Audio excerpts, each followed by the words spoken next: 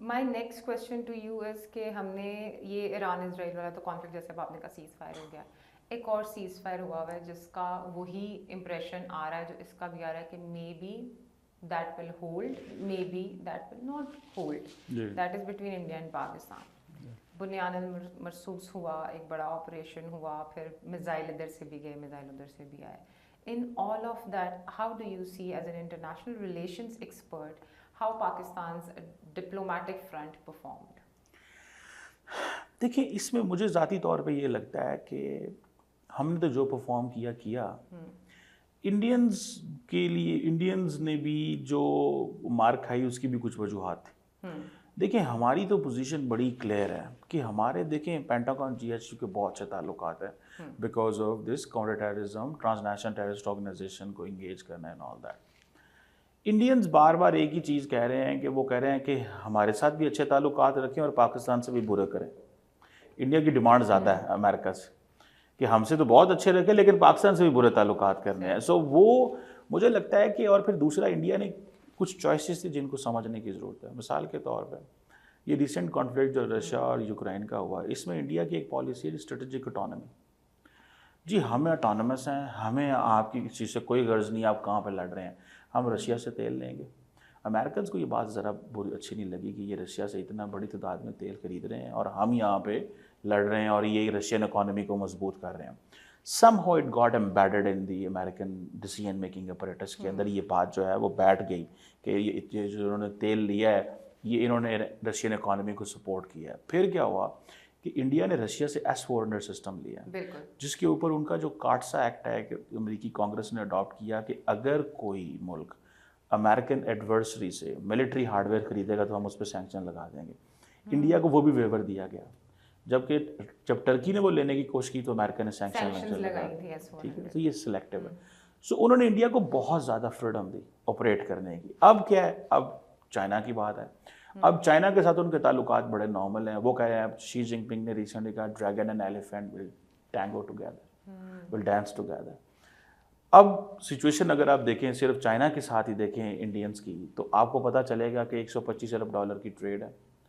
اور جب وہ اور پھر نارملائزیشن بہت زیادہ ہو رہی ہے. اور امریکہ بیسیکلی اتنا زیادہ انڈیا کو اس لیے نواز رہا تھا کہ امریکنز یہ سمجھتے تھے کہ ہمیں چائنا کے ساتھ جو ہے وہ ہمیں جو لارجلی چائنا کے بیک یارڈ پہ جن ممالک کو کھڑا کرنا ہے ان میں انڈیا سر فہرست ہوگا. اور اسی لیے اتنی فیورز. اور انڈیا امریکنز نے ایک ٹرم کوائن کی تھی جون 2023 میں, comprehensive global strategic. Comprehensive global یہ کم وہ کسی کو ٹائٹل دیتے ہیں وہ. اچھا وہ انڈینز کہتے ہیں اسٹریٹجک الائے بٹ وہ میں کہتا ہوں جی یہ ٹرم جو ہے اسی بات پہ تو انڈینز کو رونا آتا تھا کہ ہم آپ کے الائے ہیں چلی میں بھی, افریقہ میں بھی, ایشیا میں بھی. یہ ہمارے نیبرنگ کنٹری, آپ ہماری سپورٹ نہیں کر رہے اور آپ ہم سے الائنس مانگ رہے ہیں پوری دنیا کے, یہ ہم سے پارٹنرشپ مانگ رہے ہیں پوری دنیا میں. تو بیسیکلی امریکنز نے تھوڑا سا ان کو سگنلنگ کی ہے کہ دیکھیں آپ اپنے بیہیویئر کو چینج کریں اگر آپ ہم سے اتنا کچھ ایکسپیکٹ کرتے ہیں. یہ بیسیکلی لارجلی ہماری تو امریکہ سے اچھے تعلقات ہیں ہی وہ کسی حد تک, لیکن don't forget back in 2019 president Trump کی گورنمنٹ تھی, مائک پومپیو نے بالا کوٹ اسٹرائک پہ کہا تھا کہ India has a right of hot pursuit. ٹھیک ہے, ابھی سچویشن جو چینج ہوئی ہے ابھی وہ چپ کر گئے. اس وقت وہ کہہ رہے تھے کہ انڈیا کے پاس یہ رائٹ ہے. سو امریکن ایڈمنسٹریشن نے بیسیکلی انڈیا کو آف بیلنس کیا. پہلے بنگلہ دیش میں آف بیلنس کیا, ابھی انہوں نے دوبارہ ان کو کیا ہے. اب انڈینز کو سمجھ آ رہی ہے کہ بیسیکلی ہمارے ساتھ ہوا کیا ہے. تو وہ سمجھ رہے تھے کہ ہمیں بلینک چیک دیں, ہم جو مرضی کریں جیسے مرضی کریں اور اپنی مرضی سے کریں گے. اب وہ انڈیا کی اتنی طاقت تو نہیں ہے اب. اور پھر ایک اور پرابلم جو کہ لارجلی لوگوں کو یہاں پہ ہم انڈر ایسٹیمیٹ کرتے ہیں, پرائم منسٹر مودی نے اپنی الیکٹورل پالیٹکس کو لنک کر دیا ہے فارن پالیسی کامیابیوں کے ساتھ, سکسیسز کے ساتھ, and procurement of the military hardware. ہر جگہ وہ کہہ رہا ہوتا ہے رافیل آئے گا, S-400 آئے گا, ہم یہ کر دیں گے وہ کر دیں گے, ہم آتم نربھر بھارت ہے. بلکہ 2000 کروڑ روپے کی انہوں نے گرانٹ فارن پاس کی ہے فار دی کاؤنٹرنگ ٹیررزم. جی سو وہ بہت زیادہ ملٹری ہارڈ ویئر پہ پیسہ لگا رہے ہیں, لیکن ان کی فوج بڑی ہے. وہ جتنا پیسہ بھی جائے $70-78 ارب جو ہے وہ بہت سارا وہ تو پینشن میں چلا جاتا ہے اور بہت ساری چیزوں میں آپریشنل سیلری. تو پوائنٹ یہ ہے کہ انڈیا کو تھوڑا سا بیسیکلی بتایا گیا ہے. تو اس میں پاکستان کے لیے it's a moment to think as well کہ this is not a long term approach یہ ایک شارٹ ٹرم اپروچ ہے. اس میں ہمیں بہت ایڈوانٹیج, ہمیں ڈپلومیٹیکلی ایڈوانٹیج یہ ملا کہ امریکن سائلنٹ ہو گئے, جس کو دیکھتے ہوئے سارا یورپ سائلنٹ ہو گیا. باقی دنیا نے آپ کو دیکھا, جب آپ نے ڈلیور کیا ان کے جہاز گرا دیے, اور جب ڈپلومیٹک ان کو سپورٹ نہ ملی تو وہاں سے ان کا کانفیڈنس لوز ہوگا. تو میں سمجھتا ہوں کہ یہ ایک وہ چیز ہے جس میں امریکنز بھی اور دنیا ہمیں اپریشیٹ کرنے لگ پڑی, اور ان کو یہ غصہ ہے کہ دیکھیں یہ ملک جو ہے یہ تو ہے کیا, یہ ملک ان کی کیا ویلیو, اور دیکھیں امریکہ ان کے ساتھ کھڑا ہو گیا. کبھی ہم دیکھتے تھے پاکستان میں امریکہ کے جھنڈے جلائے جاتے تھے, اب انڈیا کے اندر امریکہ کے جھنڈے جلائے گئے because of Pakistan.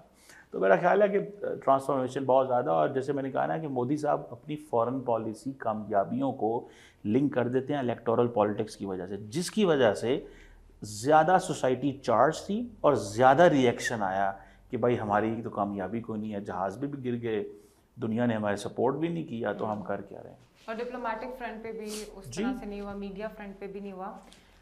My next question to you is کہ انٹرنیشنل کمیونٹی نے جس طرح سے پاکستان کی چیزوں پہ ریئیکٹ کیا, یہ بھی سننے کو ملا کہ this is the very first moment where international community اور diplomats have given the chance to Pakistan to explain themselves or to to listen to them کہ what's their side of the story.